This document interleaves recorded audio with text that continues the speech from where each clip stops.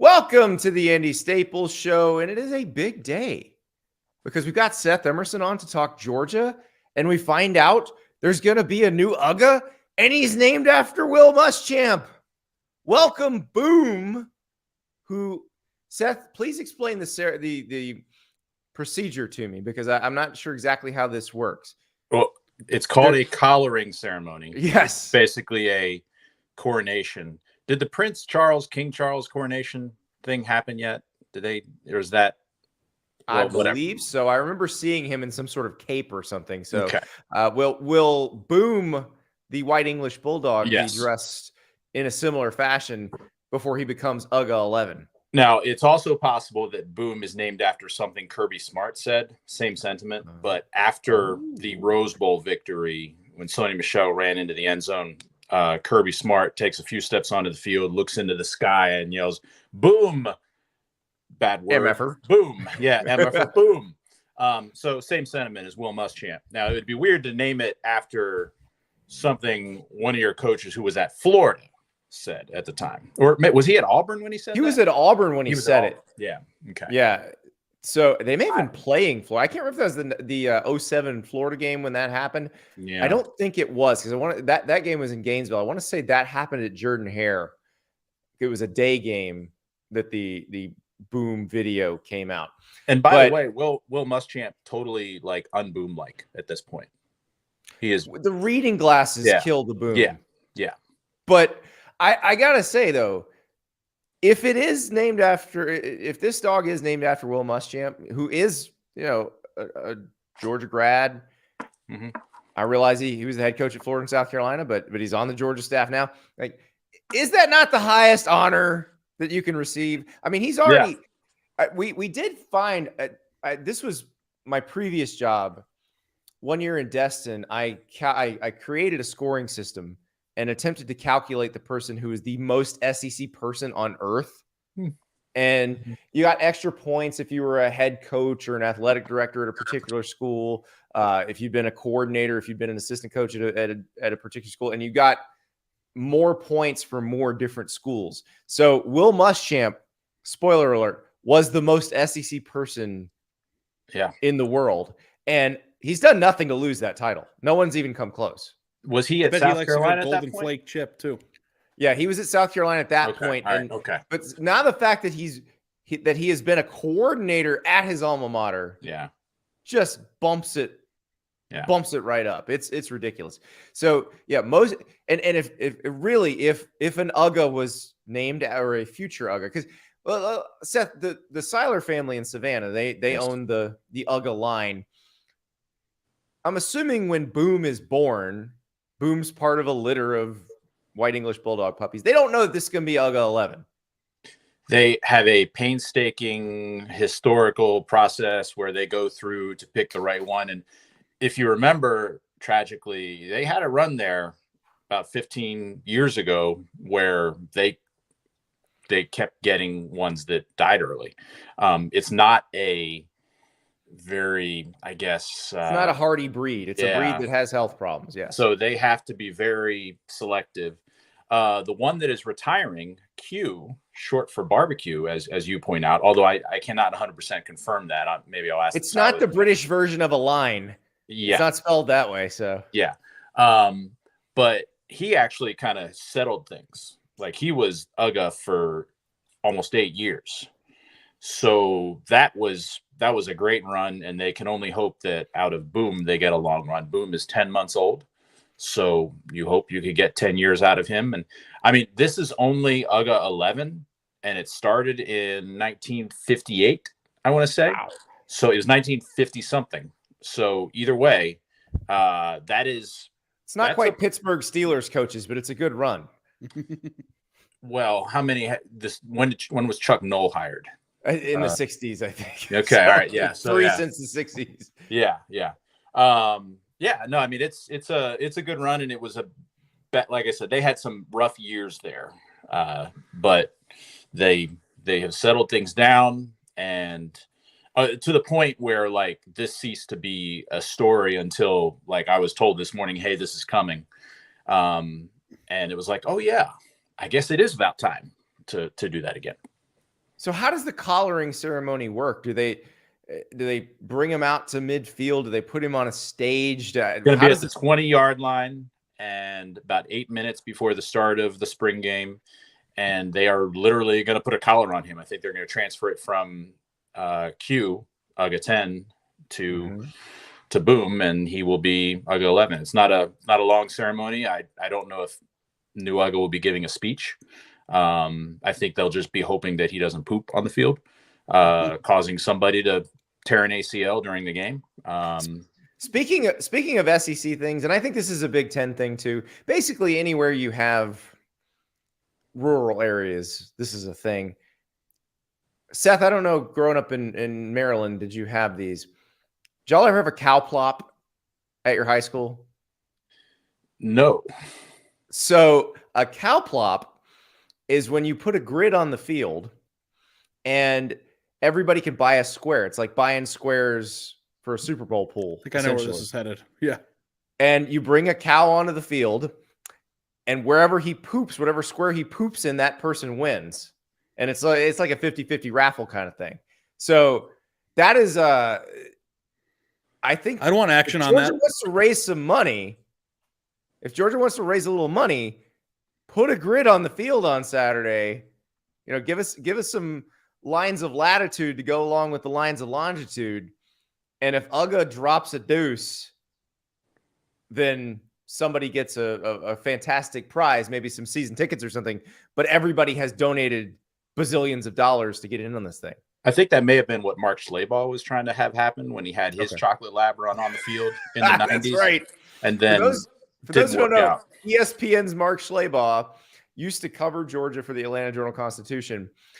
And one day he's covering a game and there's a dog on the field, and he's in the press box like, some idiot's dog's on the field. And it looks like, that's my dog on the field. Oh God. So there you go. That was, as far as SEC people's dogs showing up at inopportune times, that is number one. Number two is Nick Saban's dog showing up in the ballroom at SEC Media Day. Brushed up against me, among other people. I looked down and I'm like, there's this black something or other dog. It was black, I think, with a purple collar. I remember the purple collar. And I'm like, yeah, because he was LSU's coach at the time. Yeah. Yeah. Like there's a dog here. And we only found out later it was Nick Saban's dog. It is amazing how many just loose dog stories. Well, and then there was the time UGA tried to bite the Auburn receiver. Let's not forget that. Which is, maybe one of the top 5 moments in Georgia history. If you talk, Auburn Robert scored. Baker was the Auburn receiver. Yeah, it was Robert Baker. Yeah. But Baker scored, right? So it's not that great. Yeah, and that's that breed of dog is fairly placid. Like whenever you see them on the field, 23 hours. You never see them do anything. So for that dog to leap and jump at anybody was quite something. It was amazing. All right, Seth, we do need to talk about the actual Georgia. Oh, I thought Bulldogs. we were done. Well, Ari pointed out yesterday that Georgia's only won 2 national titles in 40 years. And I mean, really, this down in its luck program needs to figure out how to get back to the top. Okay, the 2 titles were the last 2 titles, but they gotta have a new quarterback. And you've been covering a quarterback competition this spring, and we had Cameron Teague Robinson on last week talk Ohio State, and they have a legit like 50-50, 2 guys splitting first team reps quarterback competition going on. Georgia, Carson Beck was QB2 last year behind Stetson Bennett, but Brock Vandagriff is there. Gunner Stockton is there. How are they handling that quarterback competition? Going into this, I thought Carson Beck has the edge. It'll be interesting to see if Brock Vandagriff or Gunner Stockton is able to catch them. And I was 2 separate people that I don't think talk to each other told me before spring, watch out for Gunner Stockton. He was a true freshman last year, but he was on scout team, and they don't usually put a scholarship quarterback on scout team, but they wanted him to play against the first team offense and practice last year rather than just getting third team reps. But it doesn't seem like he made the move this spring. It seems like Vandagriff made a move, but Beck still has too, because Beck ultimately has that experience. I mean, Kirby has said things like he knows the system very well. It's the kind of stuff that, as much as they would be enamored by Brock Vandagriff's running ability, that they ultimately might lean on the guy who has the experience. They should be okay, because between Carson Beck, Brock Vandagriff, Gunner Stockton, following Stetson Bennett, they are adhering to the rule of having a quarterback with 2 last names, which is why they're also recruiting and probably the leaders for Dylan Raiola. And, Ryan Puglisi, the other guy they have, Ryan is also a potential last Ryan's name. a pretty popular last name. Yeah. Yeah. North Carolina's got an ex-player who does radio for them, and his first name is Jones. Like, that's the kind of name you need as a Georgia quarterback or a North Carolina team. That never occurred to me until I was covering South Carolina, and Steve Spurrier made that point about his kicker, Spencer Lanning. He's like, "Yep, Spencer Lanning, got 2 last names." And then he would say that every time you referred to him, to the point where I'm not actually sure his name is Spencer Lanning or Lanning Spencer. I think it was Spencer Lanning, but Steve Spurrier, only 1 last name. So what is it to you about Carson Beck that made you feel that way, Seth, like going into the offseason? Like, this is the guy, with the way that Georgia's here, and Ari is just getting me right back. Oh, I'm sorry. I just don't want you to steal Andy's shine of being the comedian of the show. Comedy is my shtick. The guest does not come on the show and try to bring his humor. Please show up, Ari, whenever you can. Show me up. That's the only rule. Yeah, but I have just been genuinely curious about this because of the way that Georgia has recruited the quarterback position the last few years. Who the next person after Stetson was going to be. And you kind of came into the offseason saying it from the beginning that Beck was the guy to beat. And I was just wondering, like, what the manifestation of that whole thing was. The guy to beat, but not like 100%. Like, and I thought that a lot of this buildup of the spring competition was to keep all 3 on campus and not have one of them, especially Vandagriff, because he'd be the most likely jump in the portal after the spring. I think they probably accomplished that. I think they've given off the impression that Vandagriff has a real shot, to the point that I'm tempted to ask Kirby. I almost did the other night, but you know how it is when you're a beat writer. You kind of hold your questions. You're like, I'm going to ask it maybe after the spring game, whatever. He'll probably be asked after the spring game anyway, because that'll be all about the quarterbacks. But I've been tempted to ask him, could this competition go into the season? Because they're not opening with Oregon or Clemson. They're opening with Tennessee Martin. And then the second week is not at Oklahoma as planned. It's at home against Ball State. Week 3 is at South Carolina, but then week 4 is home against UAB. So it almost sets up perfectly where you have 2 weeks where you could play both quarterbacks, make a decision to roll with one of them at South Carolina, and then if it doesn't work, have another week of experimenting before you start to get into what is, quote unquote, relatively speaking, the meat of the schedule. I don't know if they'll do that. I don't really think. I mean, Kirby tried to be cute a little bit with it with Justin Fields in 2018, and it didn't work. It's a fake. Yeah. All right. That a whole other thing about it. But I don't know if he'll do that. Once you've got them both there, still on the campus in August, maybe you don't have to do that. I think they'd only do that if they were legitimately torn.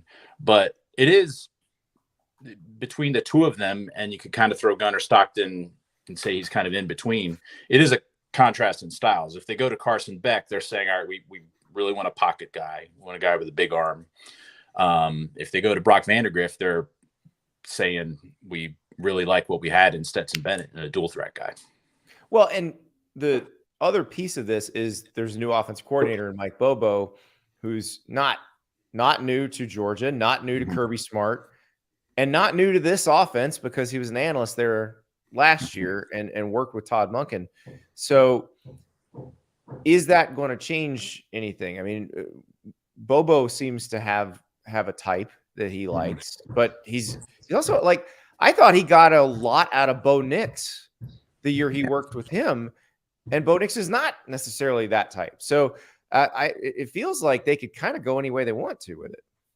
Bobo actually recruited Gunner Stockton to South Carolina the one year he was there, which was another reason that people were like, keep an eye on him. And that could still happen. He could still make a move. But yeah, I mean, I think there's this impression that Kirby and Bobo are both old school. And so it'll be a pocket guy.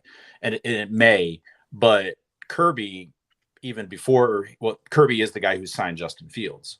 Right. And before he did that, he talked about being enamored of dual threat guys because Deshaun Watson killed his Alabama defense in 2 games that they played in.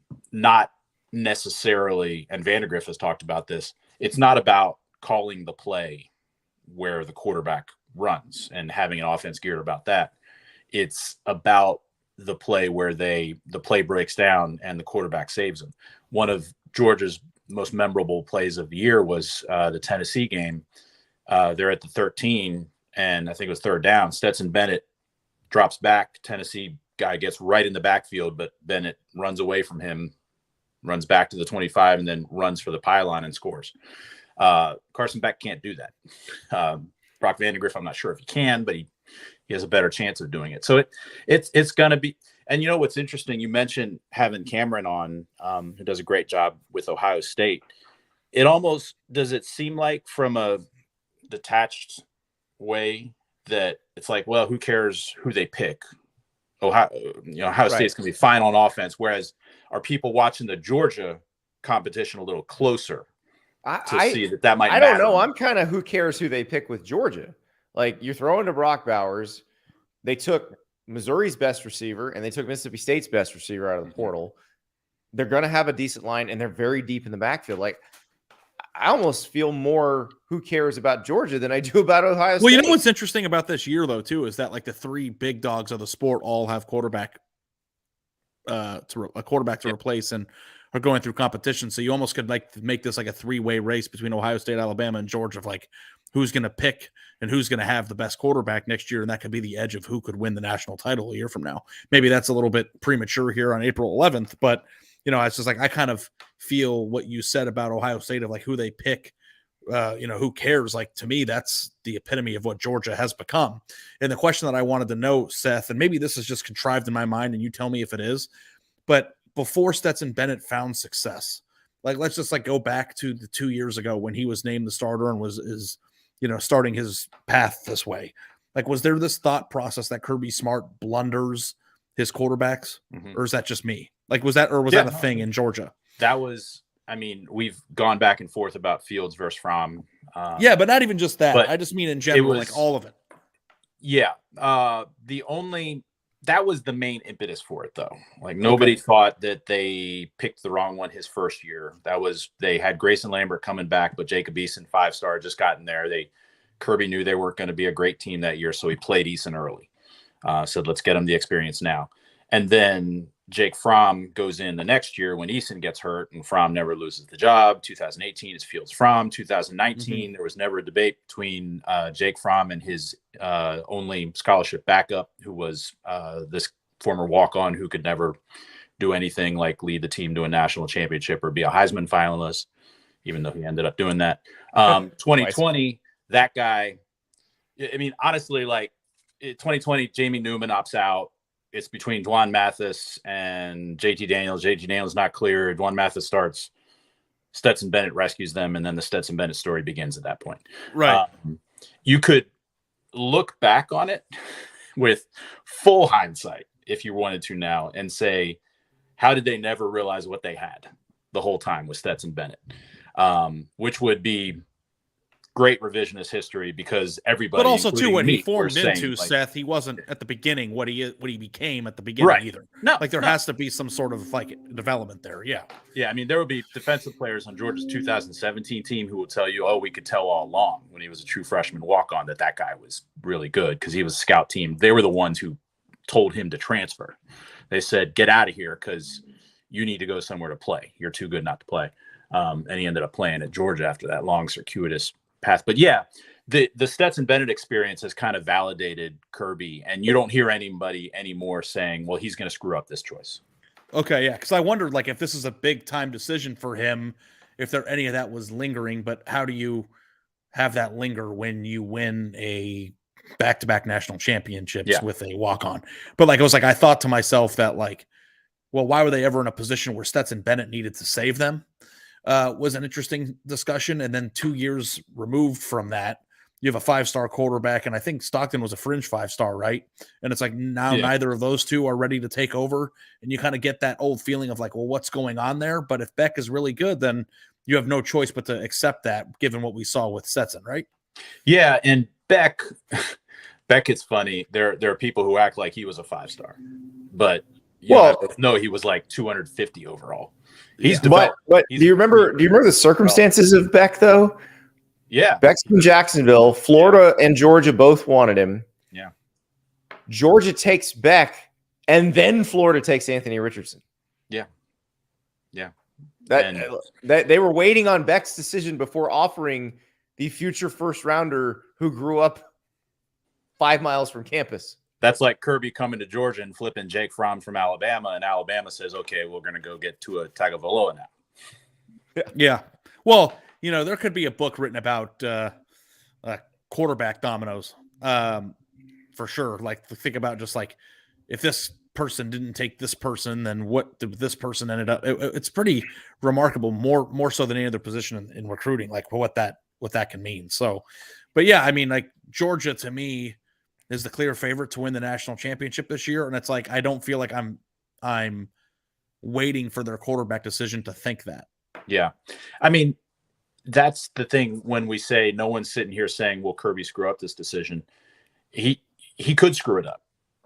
And I think he's probably afraid of doing that, which is why they may make the conservative choice, quote unquote, and go with Carson Beck, because do no harm, rather than go with the guy who some may say has more upside in Brock Vandagriff. But that also may not be fair to Carson Beck. I mean, maybe Carson Beck does have more upside. He might play better right away because he's now in his 4th year in college. But and I know I said this earlier on the show, and I don't know, like Andy, you said it first, but I kind of agreed with you. But like looking back at it, it's like, can Georgia pick the wrong person? It's like, on the surface with the talent they have on that roster, probably not. But I also saw a defending national champion mess up a pretty high-profile quarterback battle, and it ruined their entire season the next year, despite the fact they had like 12 first-round draft picks on their roster. So, like, I do think that there is, even if it's not the person, or if all three of them would be moderately good to great in that offense, there's team dynamics, there's being sure about who your guy is. You start playing musical quarterbacks in week 3 against whoever they're playing, it just kind of messes with the mojo of a team, I think. So, getting cute, the way you phrased it earlier, I think is a major thing that can have a negative impact on a season. Like I've seen it firsthand with a team that shouldn't have lost to anybody. I also think there were some non-SEC teams that were sitting there going, okay, one of these guys is going to be in the portal after the spring. And Seth, I don't get the sense that you feel that way. I won't be shocked if one jumps in. You never can anymore. I just will say there's been no buzz to that effect. Ask me again Sunday morning, maybe. And everyone talks about how spring games are overrated, and to a large extent they are. They're just the one day that everybody gets to see the team. Right. But a quarterback competition this seemingly close and important, if one guy, like if Carson Beck looks really good, then maybe Brock Vandagriff, who probably has already had people in his ear saying, why he would seem to be the one that the people would be most likely to tamper with, because yes. Carson Beck looks like the front runner, and Gunner Stockton is young enough to say, well, if Carson Beck has a great 1 year here, he may go to the NFL. Also, you've got the specter of Dylan Raiola.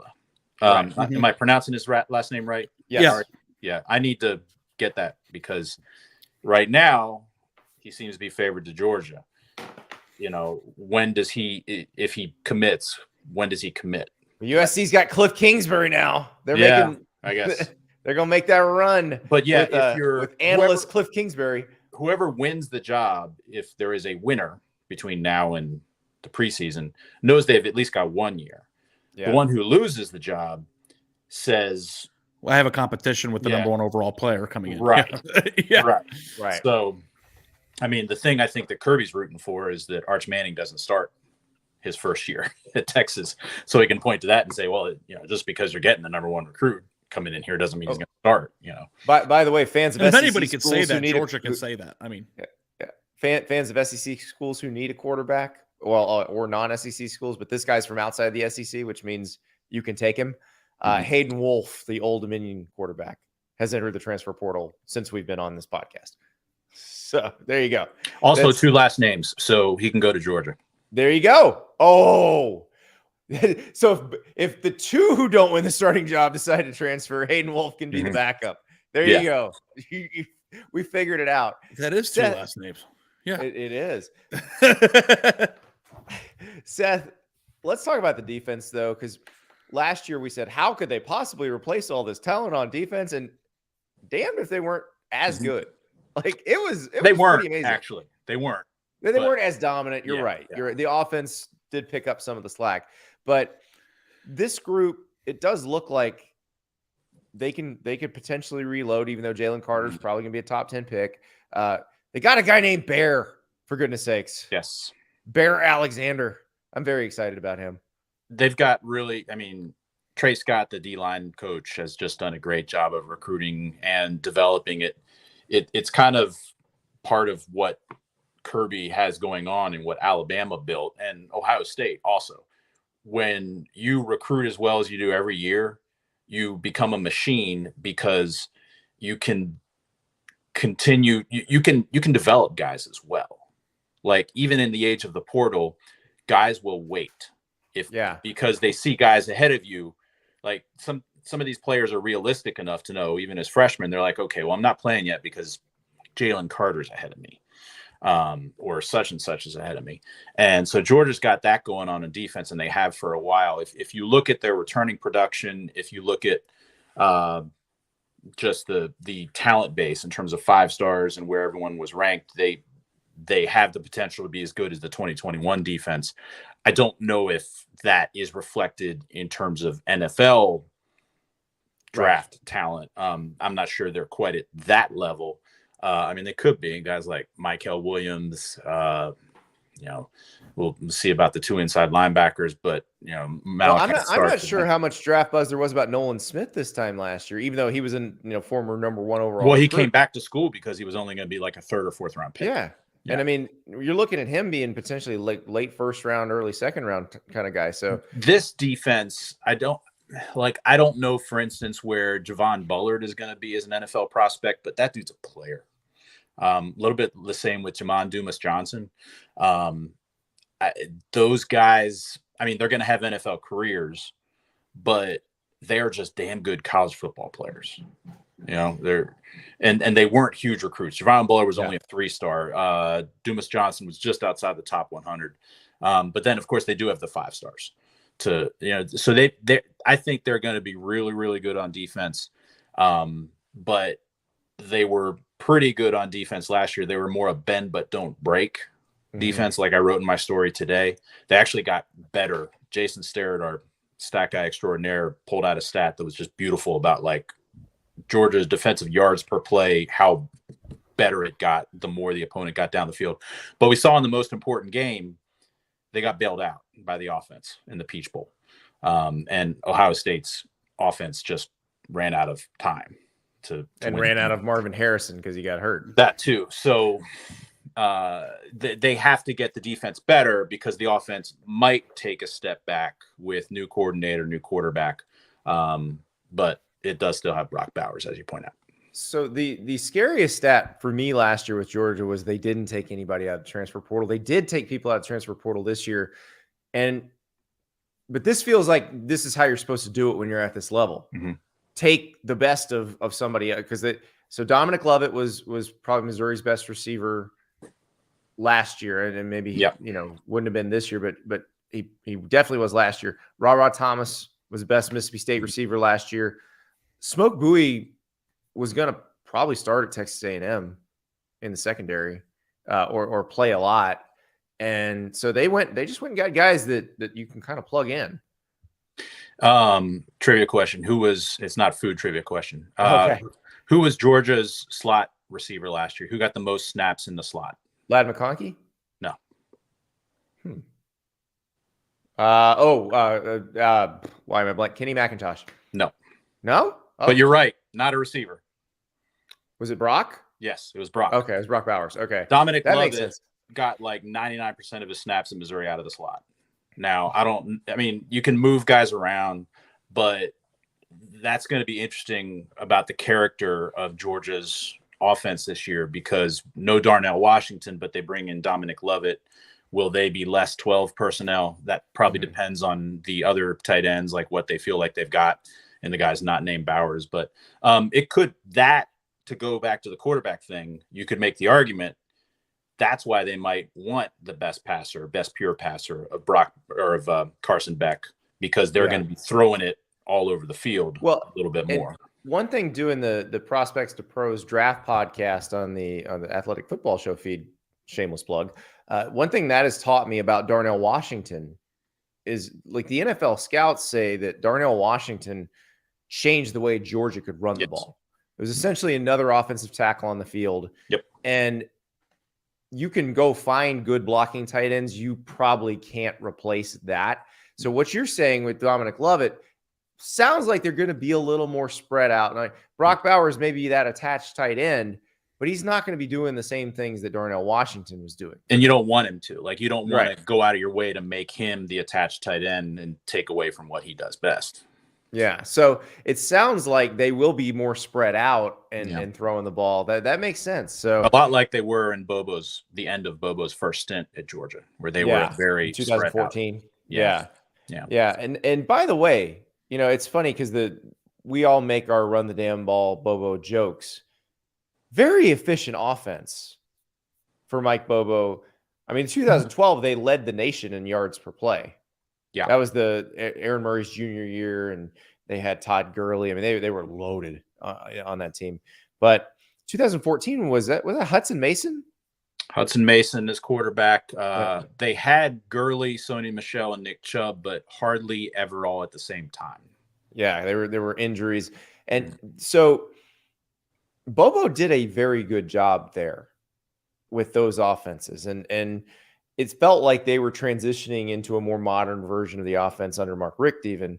So I think people who have this idea of Mike Bobo in their heads that, oh, he's just, old school. It's not going to be like that. No. It's going to look very similar to what it looked like last year. The lack of Darnell Washington probably is the bigger change. Yeah, they've still got some good tight ends. They've got Oscar Delp, who was the guy at South Carolina won it. I think he was barely outside the top 100 last year. There's a freshman. He played quite a bit last year too. Yeah, and he's a bigger guy, but he's not as big as Washington, but he's bigger than Bowers.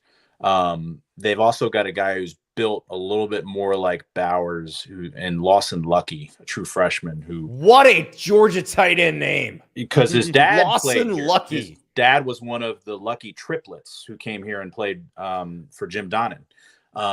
And so I'll be curious because I'm not. We'll see with Delp. I mean, look, obviously you can split snaps up and you can do stuff with different formations. I think you also have to remember that around here, Georgia hasn't seen their receivers stay injury free and like maybe forever. Okay. Like they hardly had A.D. Mitchell last year. George Pickens had the ACL before the 2021 season. I don't remember much about 2020, but they had the quarterback problems there. 2019, they had terrible attrition at receiver. So they got to assume things are going to happen. And then I think the tight ends will come back into the fore. But when you've got the tight ends that Georgia has, you can move them around. Like they can be in the Darnell Washington role one play, and they can be in the Brock Bowers role the next play. Yeah. By the way, I'm looking at Lawson Lucky's Instagram right now. That man is living his best life. Best life. What's he doing? Because I'm not sure the way you're saying that Kirby will particularly like that. Oh no! I mean, I don't think he's going to have to. He's on a boat with a bunch of pretty young ladies, and he's just having a ball on some Georgia lake. Yeah, Okay. it's Probably, good times. At the I'm lake, just kidding. but I don't Lake know. I'm not Lanier. looking at it. It's not Jake Fromm needing to get the fish hook removed from his leg situation. Okay, good. So All right. Yeah. I don't think. I think now that Ben Cleveland is out of the picture, the fishing hunting expeditions probably not as serious as they used to be. Yes. So Yeah. this will be a very interesting year for Georgia, Seth. I mean, the schedule, everybody's making fun of it. Let us remind people they were going to play Oklahoma. The SEC said you can't play it this way because one of these games would be non-conference and the other one will be conference. But So, and also that was not the SEC doing it against Georgia's wishes.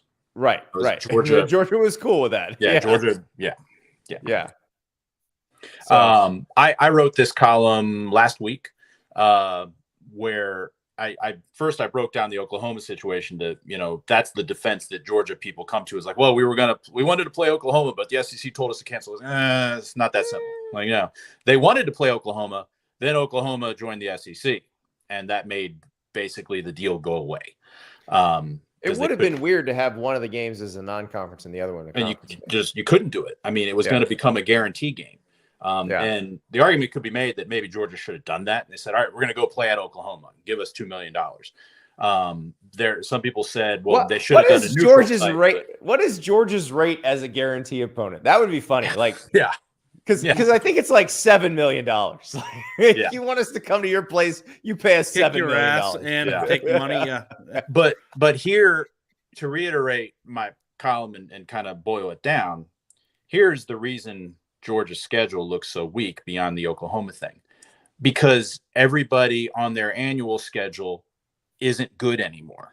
Yeah, Auburn. This is more Auburn, of an Auburn Georgia problem. Tech, Florida are supposed to be the tent posts of that schedule. Right. The game at Tennessee is like the only game you look at and go, maybe Ole Miss coming here. South Carolina, we'll see because of what they look like at the end of last season, but the way Georgia destroyed them last year, it's very hard to picture it. So, yeah, it is. They feel like they can just walk to the SEC championship game, and maybe we're wrong on that. But I just think with the level of talent, we don't have to be diplomatic about it. Okay, fine. They're going to walk. They're going to walk. They're not playing anybody. They're going to walk into the SEC. The Tennessee game, what's going to happen? It's in Knoxville. It's in November. Are you trying to talk yourself into the idea that they could lose a game? Yes, the Tennessee game. Yes.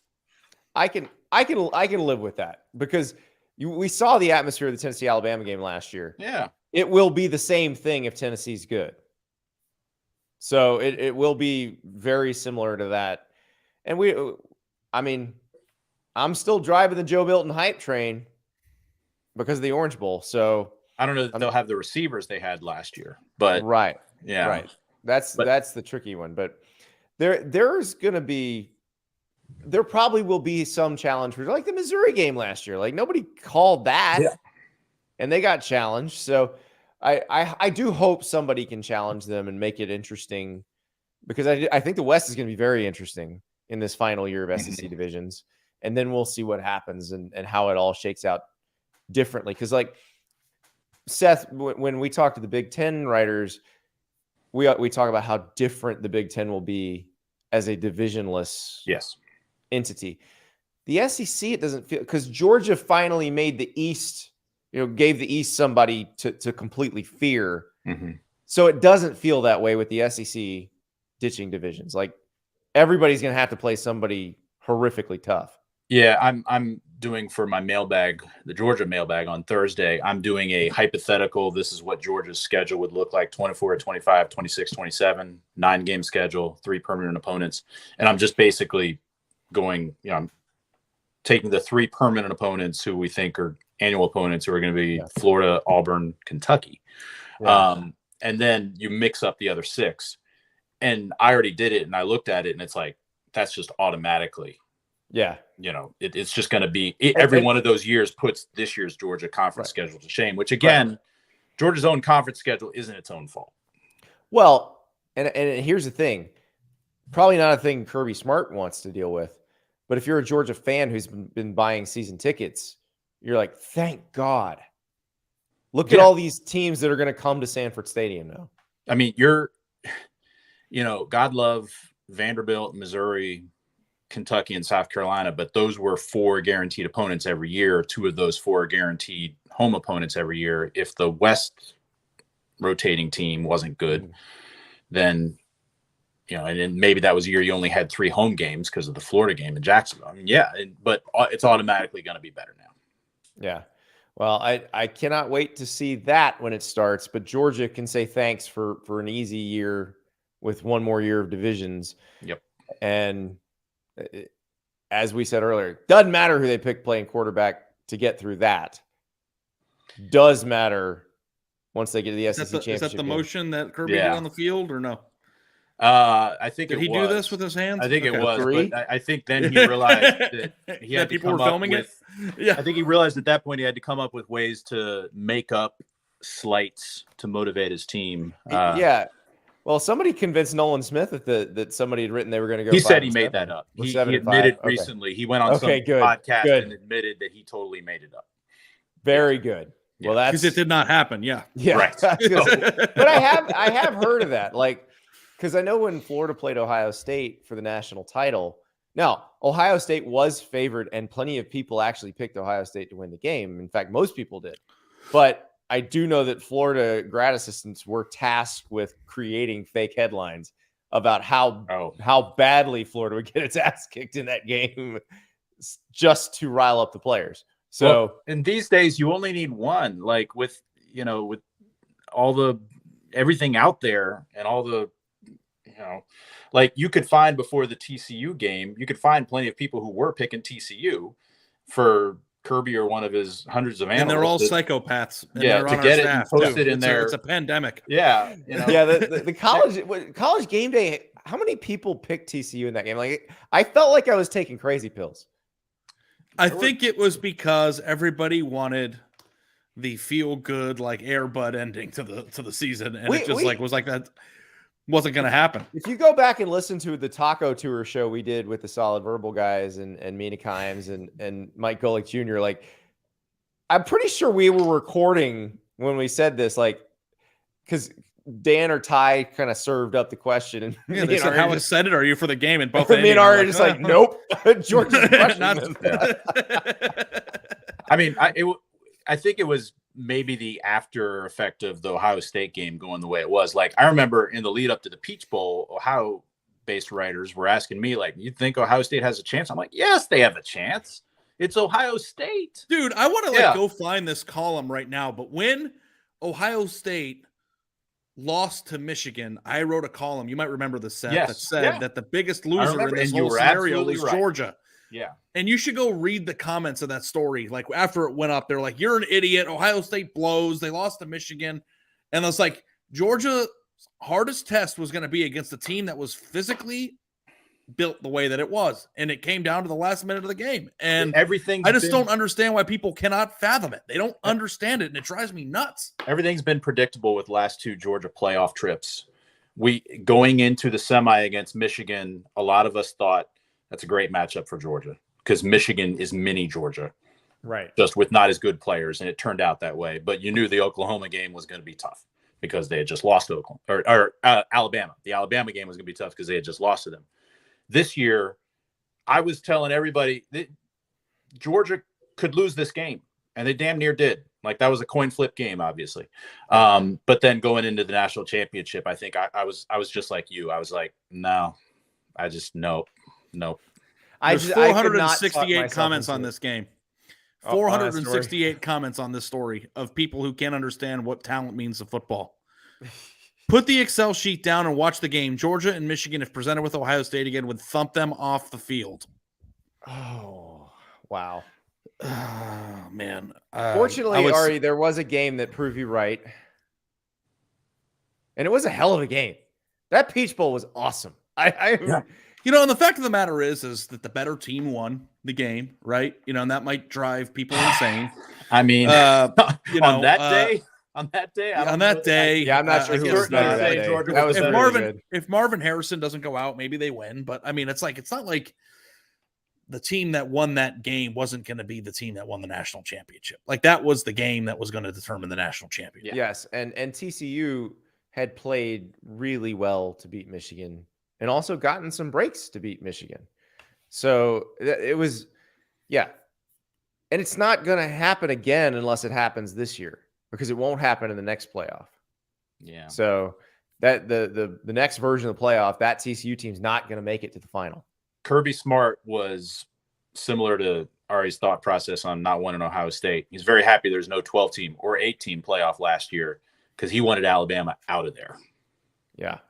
Yep. Well, he's always going to have to deal with them from Nobody now knows on, so. what the kryptonite of their team is.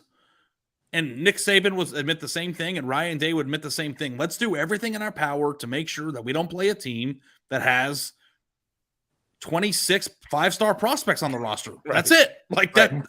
Right. That's when you built your entire program on having better players than everybody else, you don't want to play a team that's got good players. Take that variable away, and all of a sudden things get a little dicey. So yeah, no, you're exactly right. All right, we got to move on to trivia. I can't believe we haven't gotten to this topic yet. We're going to repeat topics, by the way. That's just how it's going to work. But I do like how this is ending our shows and getting us talking about different things and getting us into some interesting discussions. So we're doing food today. This is a frequent topic of this show. And I got my question. Ari's got your question. Seth, do you have your question yet? Or I'm thinking fast. I've got some little you got some ideas that are factoids, but I'm not sure I can make them. Ari, do you want to go ahead and ask first? Yes, and I actually would like to say one of our most loyal listeners, Dominic Petrolo. Have you seen his name? Yes. Dominic, by the way. Dominic, by the way, wrote something for PhiladelphiaEagles.com over the weekend. So for those, if you haven't followed along or you're not on the YouTube page in the chat, Dominic lost his sight because of diabetes, but still a huge sports fan. And so go read what he wrote on PhiladelphiaEagles.com. It's very cool. It's about continuing in your fandom, and he wants to do more writing, and it's really cool. So he but yes, he sent Ari a question. He sent me a question to ask you. Yeah. He goes, this one might stump Andy. Everyone knows that Dave Thomas founded Wendy's and named it after his daughter. Okay. But what people don't know is the question. What restaurant did he work in to make the most of his money in order to fund the opening of Wendy's? Oh man, I did not know this. Okay, I don't know the history of Dave Thomas other than he had a redheaded daughter named Wendy. So I didn't know the answer to this question either. But well, I'm trying to think when Wendy's opened. I want to say it was the 70s. So McDonald's would have been open at this time. I think Burger King would have been open at this time. 1969, November 15th, 1969. Okay. But it might not be a fast food restaurant or it might be some I will different. give you a hint that it is a fast food restaurant. It is a fast food restaurant. Okay. Wonder if it's a different kind of fast food restaurant. Is it a fast food restaurant that still exists? It is. Okay, McDonald's. I'm gonna guess McDonald's. No. He worked at KFC. KFC. Yes. I was trying to figure out when KFC opened, but yes, KFC's been around for a long time. So apparently he originally worked and managed a couple Kentucky Fried Chickens and developed the rotating chicken bucket that was outside of the restaurant for many years. He developed that? And because of this, KFC gave him money and he used that to found Wendy's. When I was a kid, I was so mad when they stopped putting the KFC chicken in the bucket and went with the bigger box. Like when you got an 8-piece, it used to come in a bucket. Now I think it should be in a bucket. Well, they had brought the bucket back because like we were on the Florida Turnpike and in one of the service plazas they had a KFC, and they had the buckets there. Like you could see them stacked up, and they were handing people buckets when they bought their food. So like the bucket is iconic, and that Dave Thomas came up with the spinning bucket outside the right. That's even better. But yeah, there's nothing better than that bucket of KFC. Like it should never come in a box. It should always be in a bucket. Yes, and I believe that Wendy's started in Columbus, Ohio. Am I America's test market? It is. Yes. That's right. So that's like one of Ohio's claim to fames, I think. That is excellent. All right, Ari, you are a resident of Texas now. So what is the probably the signature dish of the state of Texas? is smoked brisket. Aaron Franklin from Franklin Barbecue in Austin, probably the most acclaimed pitmaster in America right now. I'm going to Austin this weekend, by the way. Oh, are you going to get some Franklin? If is that the place? Is that the place to go? Well, you got to wait in line for 4 hours unless you order 5 pounds of meat pre-order. So, how much does that cost? 5 pounds. Depending on which meats you get, it's going to cost you probably between $150 and $200 after tax and tip. So would you rather spend $150 or $200 plus tax and tip, or would you rather stand in line outside for 4 hours? What's your time worth? It's just sort of like free cone day. I'll pay the $150 and I'll get the food. I mean, free cone day at Ben and Jerry's. There was an economist who took a picture of it and tweeted out, "Hey, look, it's National Opportunity Cost Day." That makes no sense to me. I remember this, and I'm a big In-N-Out guy. But when In-N-Out opened up its first burger restaurant in Tucson, I was in college. Mm-hmm. And it was before I had ever had it, or before they brought them to Arizona. And we went out there, and this line was literally 5 hours long. Like, people were getting in line and waiting 5 hours. I don't know if I would get in line and wait 5 hours to go on a date with Margot Robbie. Like, I have no idea how these people. Is she going to explain credit default swaps during the date? If that's the scene, then I will wait. I'll wait 5 hours for that. But I just don't understand when people wait for things like this. Also, like, even Black Friday, it's like, oh, I'm going to sleep outside of Circuit City didn't you do that? I did that, but I needed the computer. I couldn't afford the computer. I know, but how much cheaper was it? It was like $600 cheaper. Oh, okay. Well, then that makes sense. It was a $200 computer that was normally $800 something. Oh, okay. Well, then you did okay. $600, I guess, for a camera. Yeah, no, it was literally at the time the only way I could afford to buy a laptop. Just people sleeping outside of Kohl's on Black Friday. It's like, just pay the money for the socks and move on with your life. Well, not everybody has money. Some people. No, I know, Ari. but I'm not talking about a major ticket item here. We're talking about 50 cents. Well, and the thing with barbecue at this point, it's gotten so expensive that even if you wait in the line, it's going to be $100 anyway. If there's 2 people, you're probably spending $100 because you've waited in line 4 hours, you're going to spend all that money. So yes, the convenience of it does matter. All right. So here's the question. Name all of the spices that Aaron Franklin puts on the brisket before he puts it in the smoker. Name every single one. You think I'm going to be able to do? I don't think I can name one. I actually think you could name them all. You can use Seth as a lifeline if you need to. Seth, is this supposed to be? Is this an easy thing for you, or am I like overthinking this?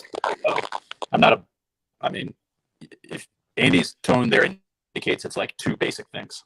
It's like olive oil and pepper or something. Okay, let me just think here. So, would paprika be one? No, paprika is not one. Cumin?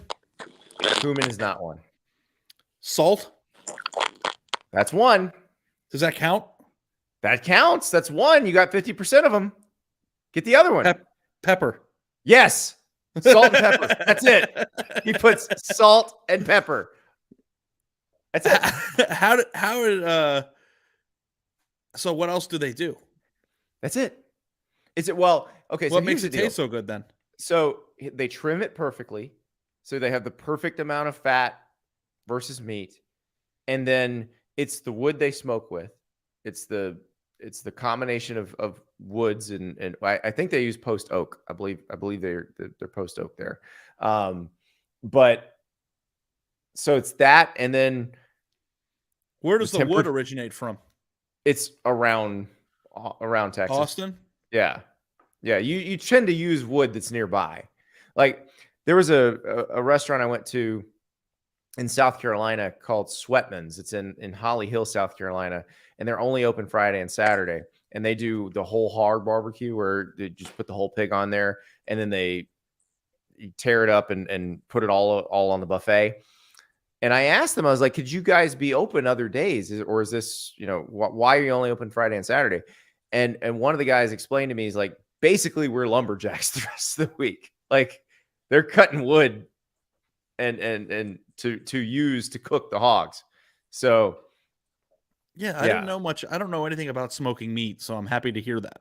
Well, if you're smoking pork, like a lot of times you use a lot more seasonings, and you can do a lot of different things with it. But with brisket, salt and pepper is actually really all you need to do. And then you need to cook it right. The degree of difficulty in cooking a brisket is much higher than, say, cooking a pork butt or a shoulder. That's a much more forgiving meat. Like, you got to get it right with a brisket. And that's what makes places like Franklin or La Barbecue or a lot of the famous ones in Texas, that's what makes them so great, is they have got that down to an absolute science. And if you tried to do that at home, you would not be able to do it. Seth, I don't know if we lost you there, but the answer was salt and pepper. Got it. I got it. All right. Can I do my trivia question really quick? I'm ready. Yeah. It's not, I'm going to keep it local. This may be too common knowledge, but I'm not sure. I mean, maybe for Ari, maybe Andy, swallow your answer real quick, because maybe Ari isn't aware. There's a soul food restaurant in Athens called Weaver D's that has Andy knows it, that has a sign up. And what REM album is named after the sign in that restaurant? Not an REM guy?